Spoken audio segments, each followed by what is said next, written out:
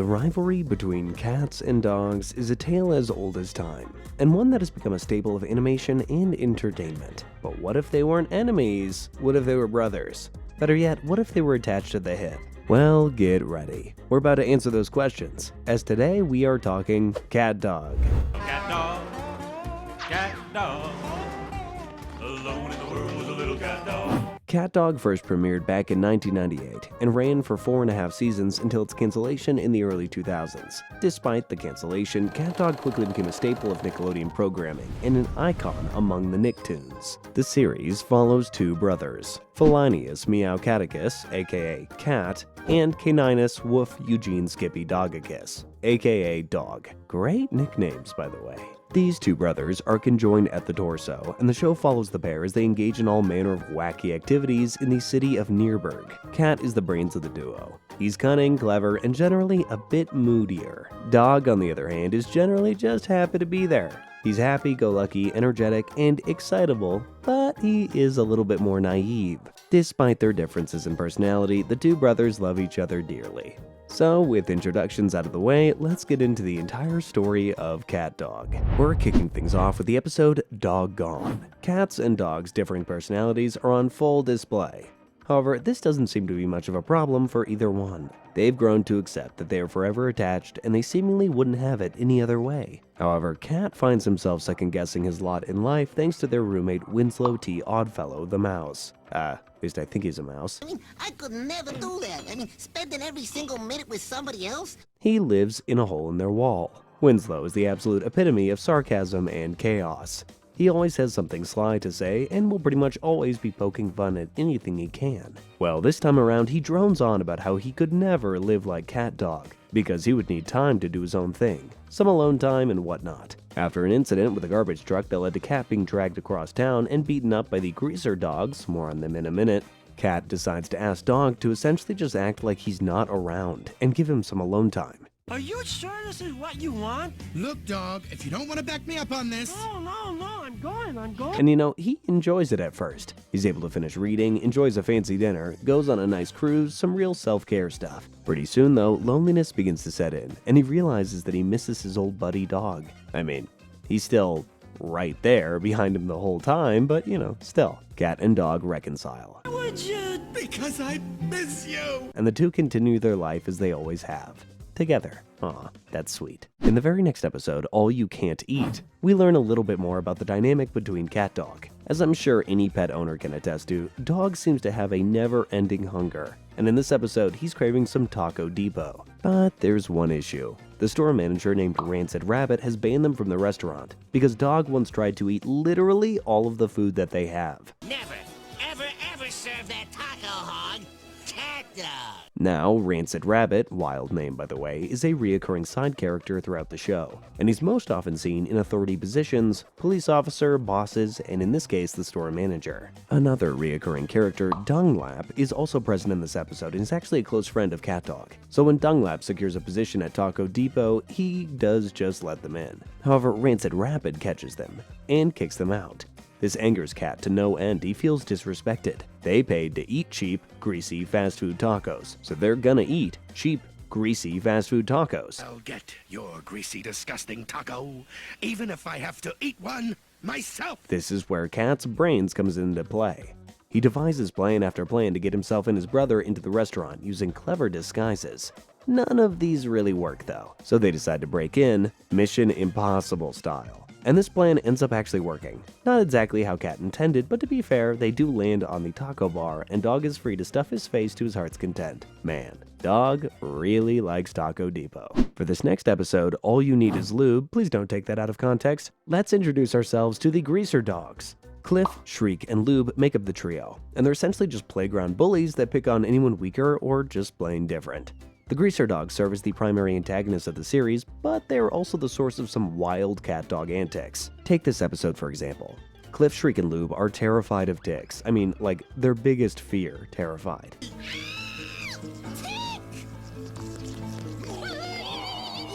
Cat, on the other hand, is not.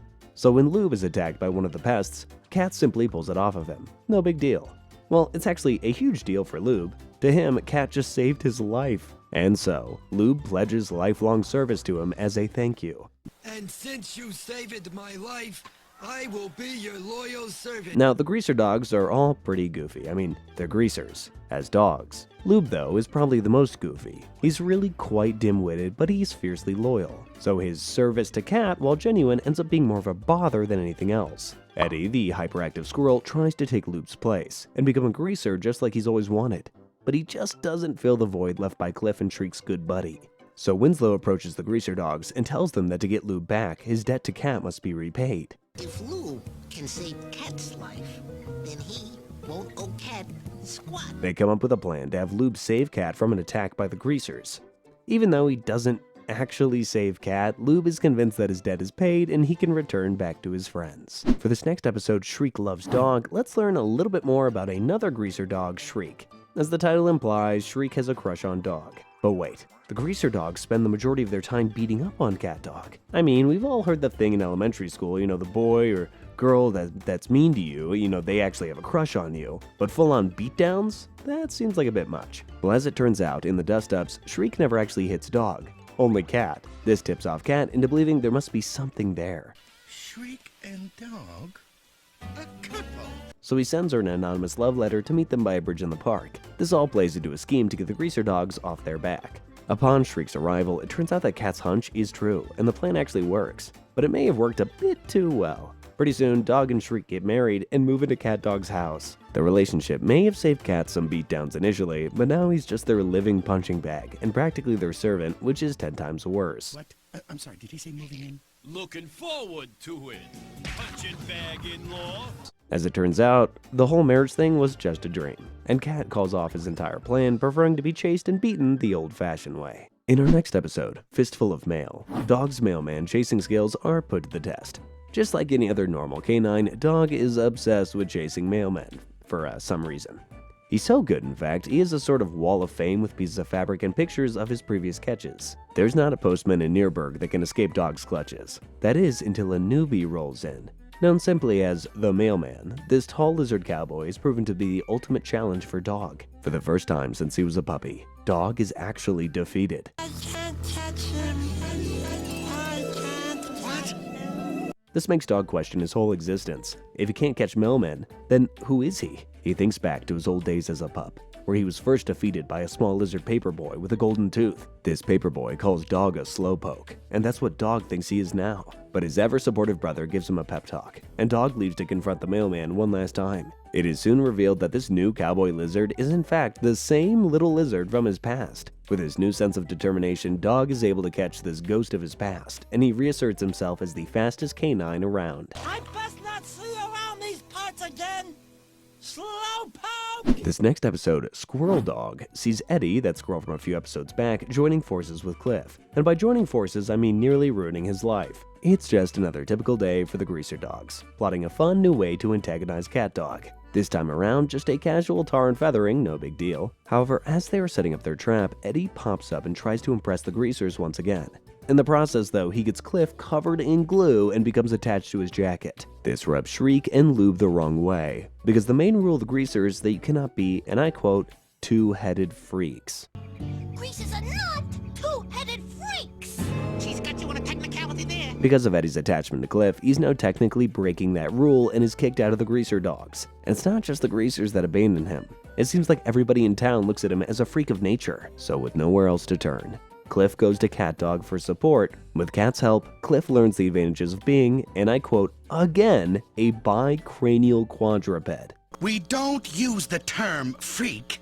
We prefer bicranial quadruped. Cliff returns to his greaser buddies to give him a piece of his mind, but as he's doing so, he takes off his jacket, removing Eddie from his back. Could have done that a lot sooner, bud. With Eddie no longer attached, he's no longer a bicranial quadruped, and he returns to doing what he loves with his greaser pals, beating up CatDog. In this next episode, Dog comes home. The brothers get into a fight that leads to Dog running away. You couldn't survive one day without me. Oh, yeah!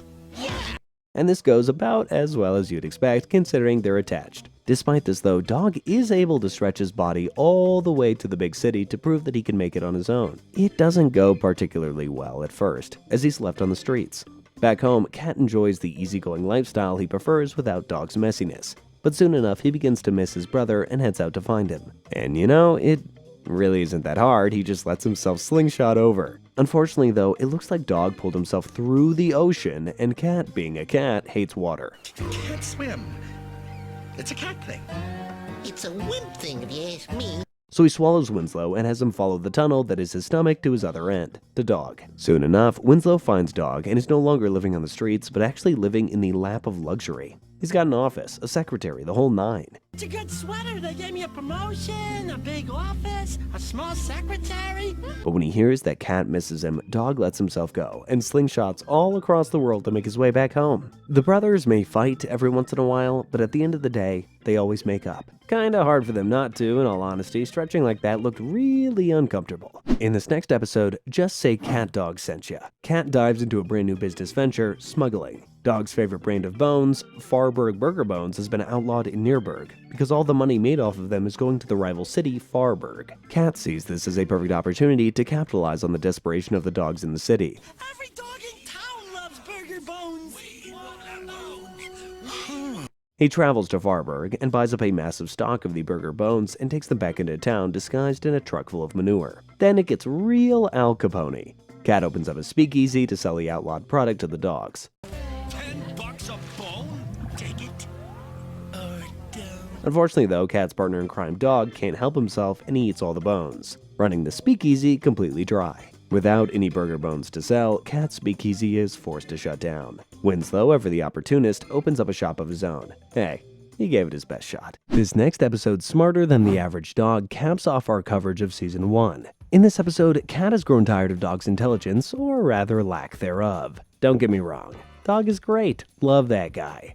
But I think we can all agree that he's a little bit on the dumber side. Anyway, Cat orders a collection of educational tapes called How to Learn Everything to help Dog stimulate his brain. Educational videos to stimulate your brain and improve your mind. Dog sees how happy this makes Cat and takes it upon himself to watch every single tape 7 times overnight. Just as a quick side, one of the screens that flashes during the tapes depicts something called the Gene Splicing Project and shows Cat and Dog coming together. Pretty interesting. Is CatDog some sort of scientific experiment? Who knows? So Dog has learned basically everything there is to learn literally overnight and has put this knowledge to use on Cat's science project, the Fly Cycle, for the upcoming Invention Convention. And this thing is impressive. Really not necessary?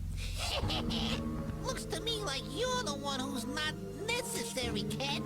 It wins first prize at the competition. However, Dog's newfound intelligence comes at a cost. All of his brain power creates a sort of knowledge vacuum around him, meaning he's basically sucking up the intelligence from everything within his vicinity, including Cat. At the Invention Convention, Cat tries to explain the Fly Cycle, but is laughed away by all the spectators. This annoys Cat so much, he presses the red button in the Fly Cycle and launches himself and Dog into space. While they're flying around, Cat tries to undo Dog's intelligence by beating him up, which actually works. Everything goes back to the way it was, and CatDog plummets back down to Earth with no way of knowing how to steer a spaceship. Don't worry, they'll be okay. The next episode, Send in the CatDog, kicks off Season 2 by sending the brothers to boot camp. But this isn't just any boot camp. This is for the elite, the best of the best, where the toughest and the strongest clowns are trained. So Dog really wants to go to clown school and hone those silly goofy skills of his. Cat, of course, thinks the idea is ridiculous.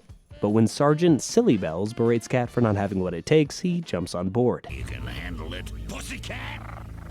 Nobody calls me pussycat. CatDog and other clown recruits then go through a boot camp style training regimen to prepare for clown war, I guess. As it turns out, Cat has quite a bit of trouble with the exercises, primarily because he doesn't enjoy getting his fur dirty. He soldiers through. But when it comes to getting a pie in the face, he refuses and is discharged. This cat is history. Dog, on the other hand, was basically born for this kind of stuff and makes it through training without a hitch. But what's the goal here? What are they training for? Well, after boot camp finishes up, Sergeant Sillybells briefs the new clowns on their mission. A birthday party for a girl who never laughs. Susie Sourpuss. Not Susie Sourpuss. That gal is crabby. Sergeant Sillybells, Susie Sourpuss, these are honestly great names. Anyway, Dog, being the brave soldier clown that he is, volunteers for the job, but quickly finds himself overwhelmed when he arrives at the party. Cat jumps in to try and help, but nothing seems to make this cranky child laugh. That is, until Cat absolutely loses it and breaks down in front of her. That makes her laugh. What a lovely child. Now that's funny.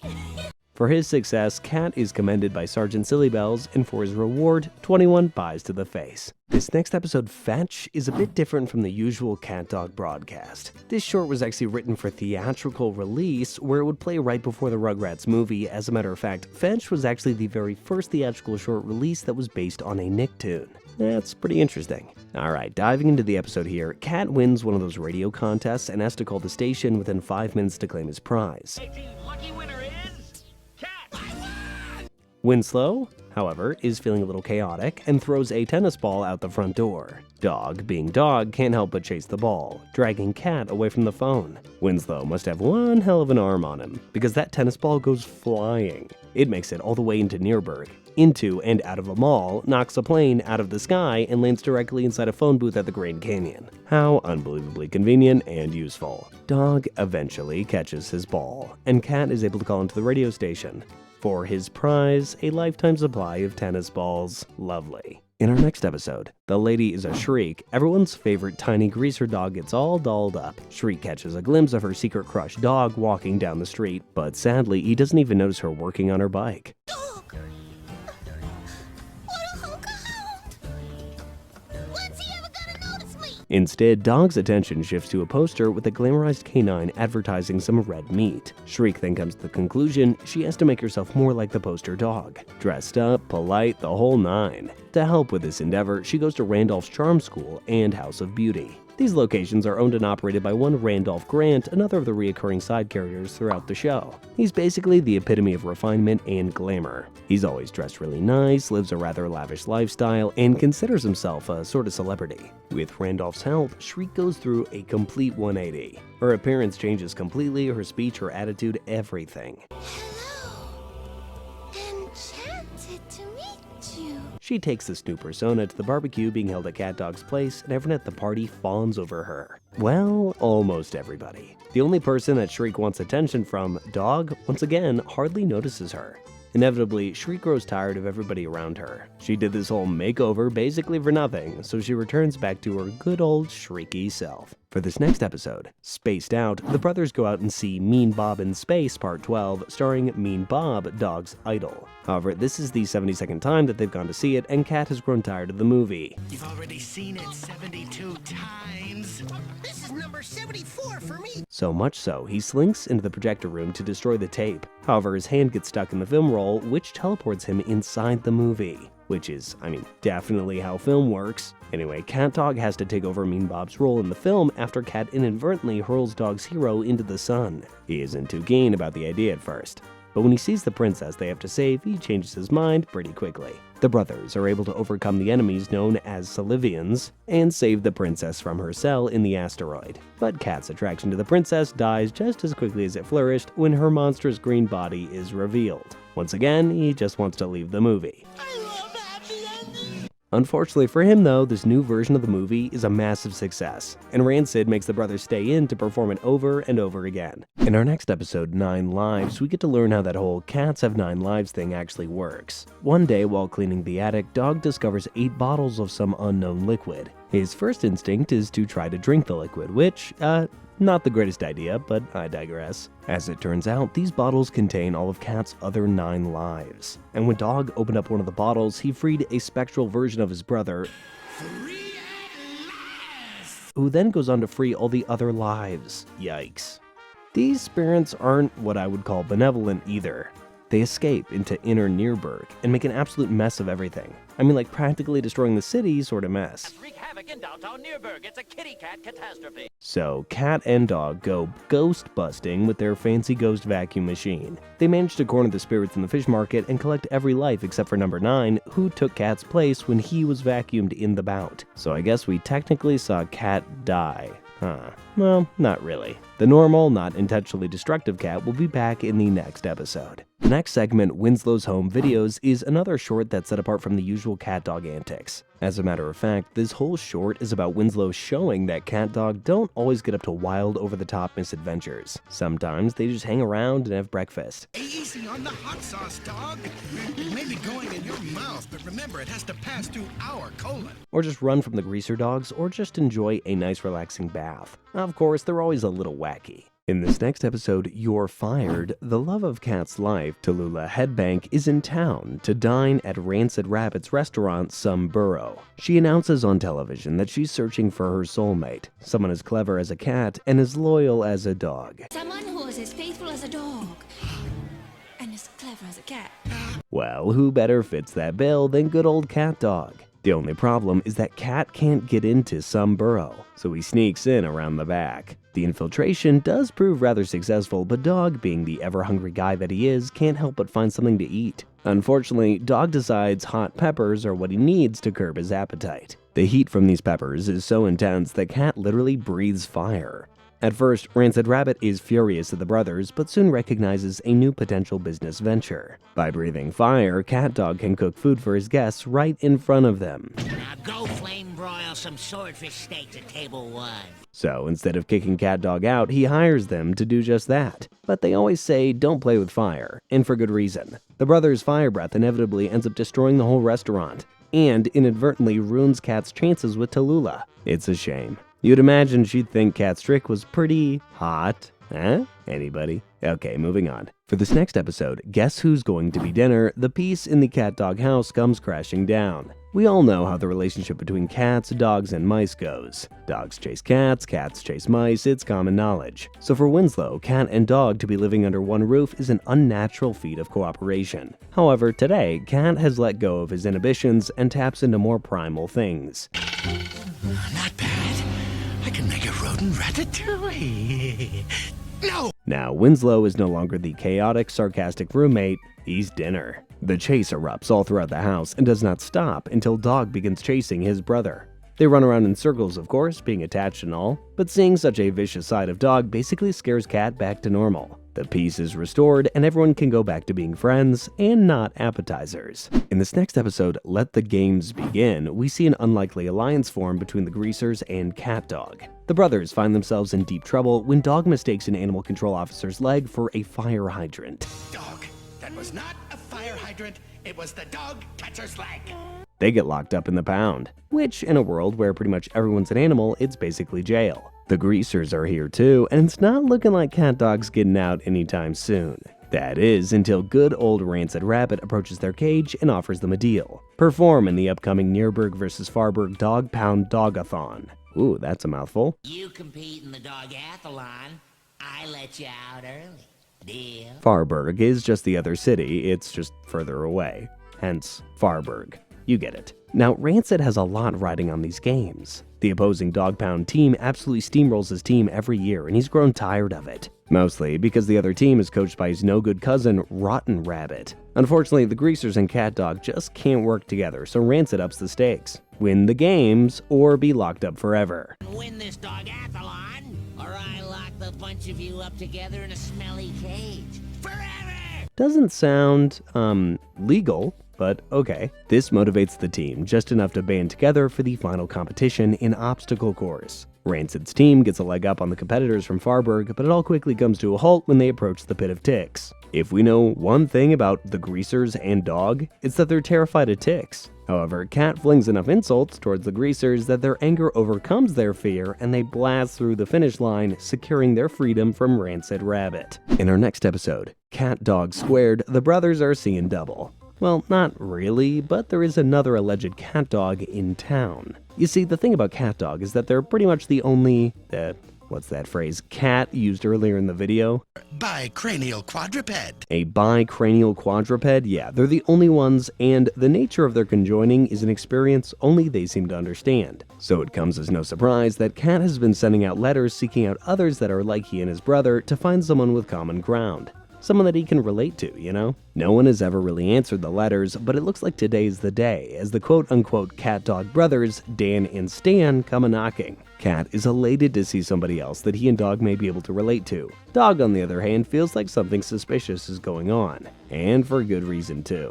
Dan and Stan are in fact not a cat dog, just a cat and a dog that have connected and zipped themselves together. They're scam artists. Is this a beautiful scam or is this a beautiful scam? I'd have to go with beautiful scam. And they don't care about connecting with Cat, they just want to exploit his hospitality and run him for everything he has. Their ploy lasts for like a day or two, before Dog finally proves that there's something wrong. He tricks Stan into chasing down a garbage truck with him, and with Dog, these chases are always very high intensity. So intense, Dan and Stan's costume is ripped to shreds, revealing their true nature. Kind of a bummer for Cat, all he wanted was some like-minded friends. Maybe there's another cat dog out there somewhere, but it certainly isn't Dan and Stan. For this next episode, A Very Cat Dog Christmas, it's the holiday season in Nuremberg. Dog is absolutely ecstatic to begin their annual Christmas traditions, but it seems like Cat is much more preoccupied with the gift-giving portion of the holiday. Well, the gift receiving, actually. He drags Dog to the mall to look at all the fancy, shiny things that he could get. As a matter of fact, it seems like everyone in town is obsessed with the material aspects of Christmas, and a certain someone has taken notice. Jolly old Saint Nick has taken note of just how greedy everybody seems to have gotten. I want Kung Fu Kenny with real blood and hands you can slice off with a death ray. And yes, I do mean the actual Santa. Turns out the mall Santa is the real deal. Old Kris Kringle has just about enough of everybody's materialism. And the very last straw comes about when Cat literally trades himself and Dog to Rancid Rabbit in exchange for access to all of Rabbit's stuff. All they have to do is be a plaything for Rancid's niece, Rancine. This forces Santa to do the unthinkable: cancel Christmas. That dog did was the final straw. Christmas is canceled forever. Rancid's mansion, Cat seems to really be enjoying himself, but soon enough, Dog makes him realize how much he misses their annual traditions.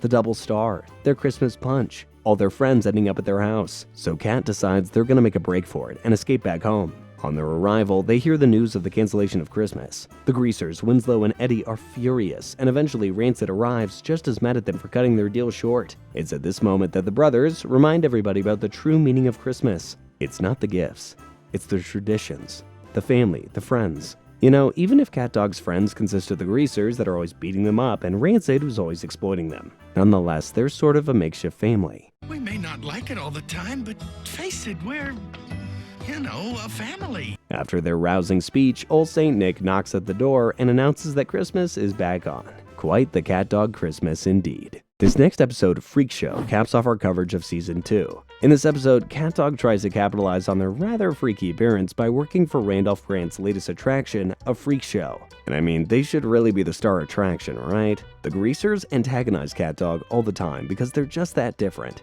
And as we've learned, there's literally no other CatDog in Nuremberg. I mean, they've even got their own show on Nickelodeon. Everyone already thinks we're freaks.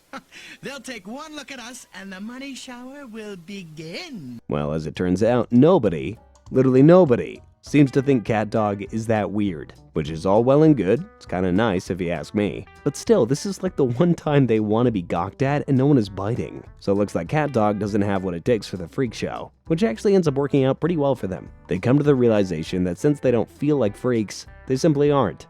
And that's why they didn't perform well. I think you're only a freak if you feel like a freak. So, with a sense of newfound confidence, CatDog walks away from Grant's freak show and right into Season 3. This next episode, Teeth for Two, kicks off our coverage of Season 3, and in it we learn something new about the way that CatDog's anatomy works. The brothers are making their first trip to the dentist for a checkup, and Cat is fully expecting his teeth to be near perfection, while he believes Dog will likely need some major work. However, upon their examination, the results prove to be the exact opposite.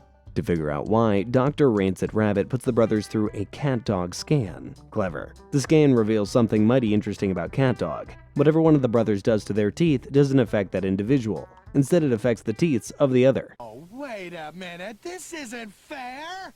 Neither is my billing policy. I don't even know where to begin to explain how that physically works, but basically, Dog's insane diet and lack of dental hygiene means that Cat's mouth is in pretty bad shape, but Dog's is in near perfect condition. There are two options for CatDog. undergo an expensive and painful surgery, or work on Dog's diet and dental hygiene. Obviously, they go for the second option. But this doesn't prove very easy, as Dog is dead set in his ways and pretty much refuses to budge or make any changes. That's kinda messed up if you ask me. Cat does everything he can to clean Dog's teeth, even, brace yourself, crawling through their body and emerging in Dog's mouth on the other side to brush them. Ugh. Look, I know we ended last season with the whole CatDog isn't that freaky thing, but that is really freaky. Anyway, Cat has grown tired of trying to clean Dog's teeth, so instead of doing that, he decides to destroy his own, which will in turn destroy Dog's. You've ruined my teeth, and now I'm gonna ruin yours.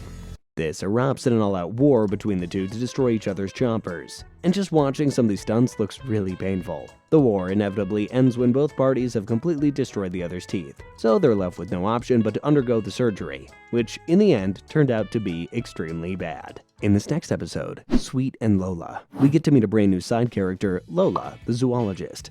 Now, as we've mentioned, CatDog is quite the anomaly. I mean, part of their theme song is, and I quote, "alone in the world." Kinda sad, but let's keep going. Since it is very likely that they are the only bicranial quadruped in the world, it comes as no surprise that the zoologist Lola takes an interest in the brothers and wants to stick around for experiments and observation.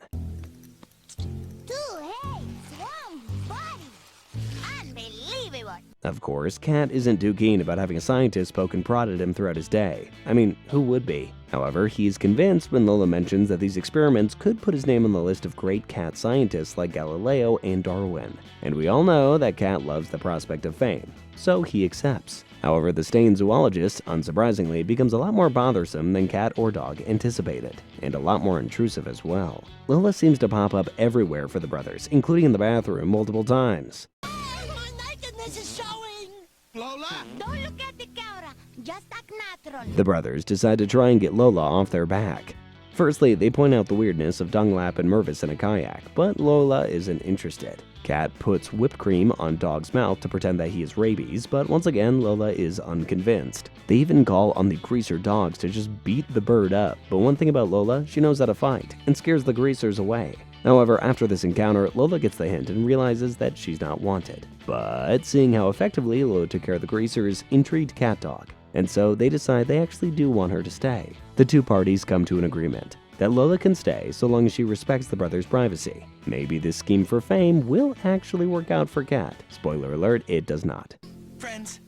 Amigos. Amigos! For this next episode, CatDog 3001, we are time traveling. The year is 3001, and our version of CatDog, the ones from the year 1999, just got teleported into the future to help in the resistance against the devious and tyrannical Winslow the 38th. But wait, a descendant of Winslow? So large? Ow. Well, before they were teleported, Cat had berated Winslow for his small stature and told him, and I quote, "Start pumping up and maybe you'll get big in 1,000 years. Start bumping up and maybe you'll get big. In about 1,000 years. Because of this, Winslow did in fact start pumping up, and about 1,000 years later, his descendants became the behemoths that we see them as now. Lesson: don't bully people, lest they become massive rage monsters that create a dystopian society. Anyway, the future version of Lola teleported the 1999 CatDog to save the world when they found a scrap of newspaper that called Dog a hero. Turns out, though, that the paper was actually about how Dog broke the record for eating the most heroes, as in the sandwiches, breaking a record, not the heroic sort of hero. Dog got his picture in the paper for eating hero sandwiches. Nonetheless, Cat and Dog, who have actually been separated from one another and given robotic lower halves, must work to take down Winslow the 38th. With these fancy new upgrades, Dog takes the fight directly to Winslow the 38th. However, he is quickly taken out. Cat, though, saves his brother and reattaches him. With their powers combined, Cat uses Dog essentially as a vacuum to eat the entire attacking force of the tyrant and claims victory for the rebels. Future Lola thanks CatDog for the bravery and sends them off into the future accidentally. Something notable here is that we don't see a future version of CatDog, because they are in fact the one and only. For this next episode, Greasers in the Mist, Lola's introduction to the CatDog house gives them a new opportunity to figure out how to fully stop the Greasers from beating them up. The plan is simple. Lola goes to the Greasers' house and pretends to be interested in joining and records everything they say to learn their weakness. It's a great plan on paper, but there's one major hiccup. Do y'all remember rule number 1 of being a greaser? Rule number 1. Greasers are dogs. You have to be a dog to be a greaser dog.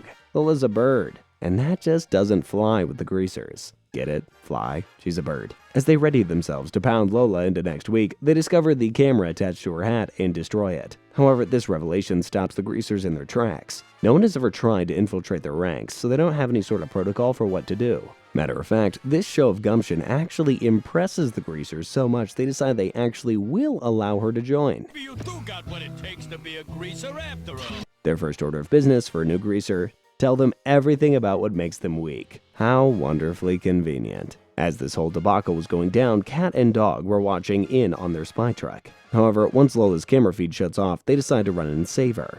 Their timing couldn't have been worse. The very moment that Cliff was about to reveal all of their secrets, the brothers smash through the wall and interrupt them. The one thing that can stop the greasers is...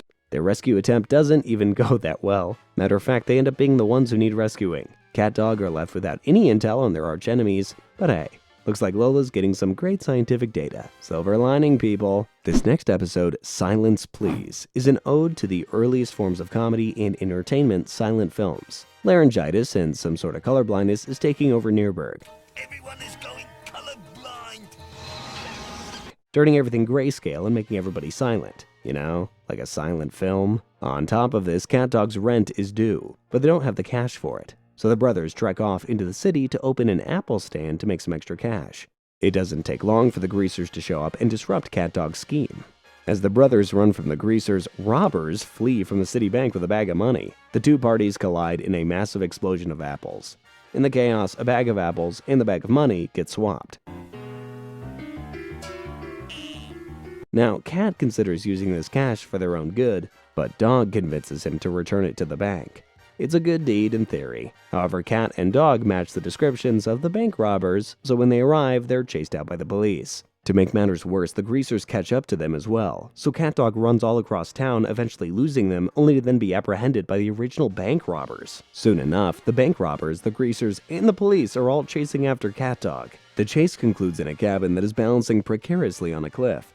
All four parties inside eventually cause it to fall and snowball directly into the bank. CatDog are left off the hook for catching the real villains and receive the cash reward that they need. However, Cat's humanitarian side takes over, and he gives the money to a woman on the street. Good for him. What a good deed. But what about the rent? Well, when they return home, the laryngitis and colorblindness lift, and as it turns out, Rancid wasn't saying he needs the rent, but just some skin cream for an upcoming boxing tournament. So it all worked out in the end.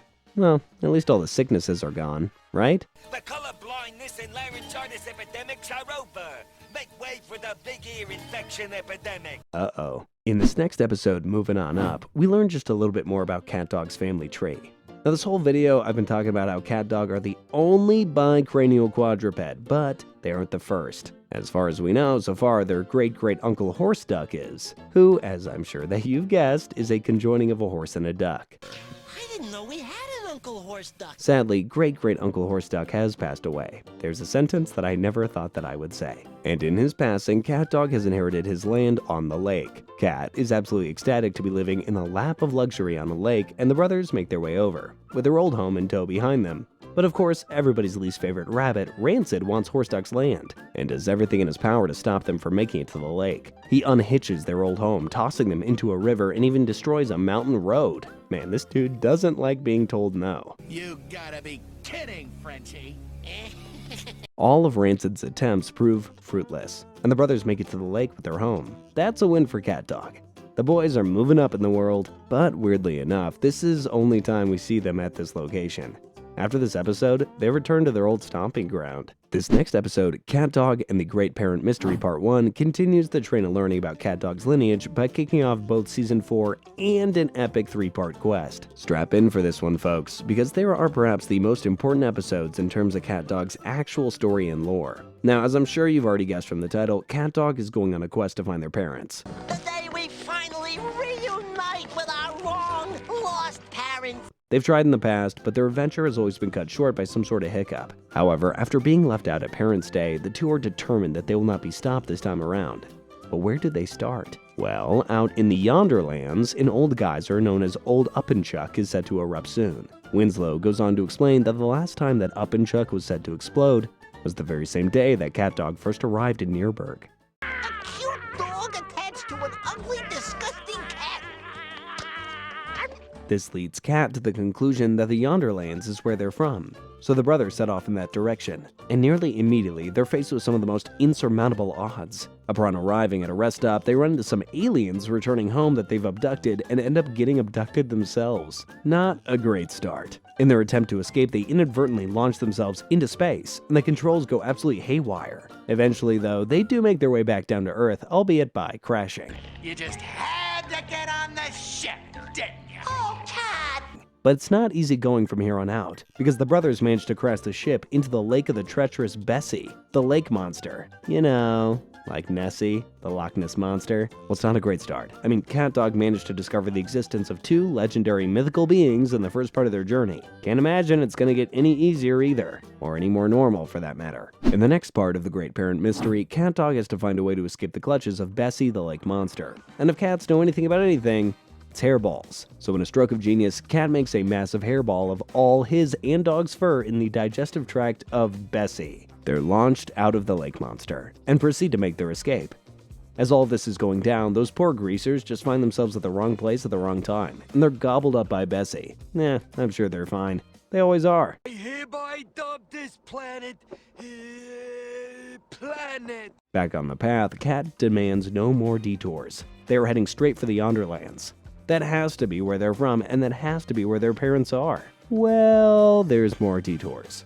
Along the way, the brothers discover a very interesting little village, Yokelberg. Here, cats and dogs have been living in harmony for exactly 50 years. How's that for flipping the script? The two surmise that if their parents were to be from anywhere other than the Yonderlands, it has to be here. Furthermore, they even come to believe that the two residents, Hound Dog McDog and Pussycat Catfield, these names are getting crazy, are in fact their parents. Of course, though, it's not that easy. And these two are in fact not their parents. They are the parents of, and get ready for this, Lube. Yeah, Lube of the Greaser Dogs. A group dedicated to beating down CatDog is the child of a cat and a dog. Oh, the irony. He's not hugging Lube, He's hugging Lube! but I was so sure it was them. Anyway, CatDog obviously didn't find their parents, but they do decide to stay for the celebration of 50 years of peace. During the festivities, though, Cat burps directly in the face of Miss Catfield's daughter. Unbeknownst to Cat, this is actually a declaration of marriage, and when he refuses to go through with it, tensions begin to rise in the once peaceful town of Yokelberg. For the next and final part of CatDog and the Great Parent Mystery, Yokelberg erupts into basically an all-out war between cats and dogs. So much for 50 years of peace. And it's not just the Catfields and the McDogs that are fighting it out, the brothers are also at odds with one another. The fighting goes on until the whole town is basically destroyed and CatDog rolls away on a log. On their departure though, Cliff manages to bring back the peace by convincing everybody that it's neither side's fault, but CatDog's fault, and the angry mob storms off to find them. I shouldn't be fighting yourselves. It was that freak of nature CatDog. The brothers finally make it to the Yonderlands, but they're sad to see that their parents aren't there. In fact, there doesn't seem to be any life anywhere. Just when they're about to give up and go home, a large teal four-eyed monster saves them from an earthquake. Dog immediately recognizes the creature as their mother. And when it's revealed that the second set of eyes is actually someone else altogether, a frog, Cat also remembers them as their parents. This is Sasquatch Mom and Frog Dad. And while they aren't a cat, dog, or a conjoining of the two, they are in fact CatDog's parents, adoptive parents. Here we raised you, fed you, loved you, and made you who you are today. Way back in the day, a massive vortex separated CatDog from their parents, and they've been looking for them ever since. Of course, to no avail. But the happy family is back together again. However, it's not all sunshine, rainbows, and happy reunions. Yonderland is a wasteland after all. But besides that, you know, the greasers and the citizens of Yokelberg are here to take their revenge. By the way, I found some friends of yours that were looking for you. See ya!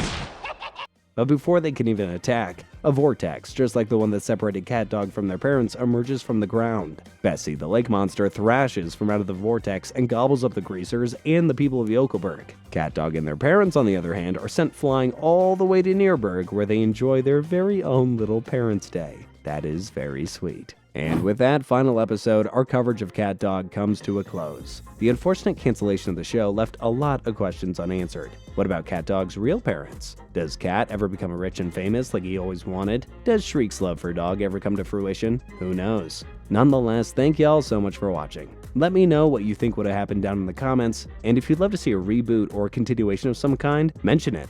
Until next time, see ya!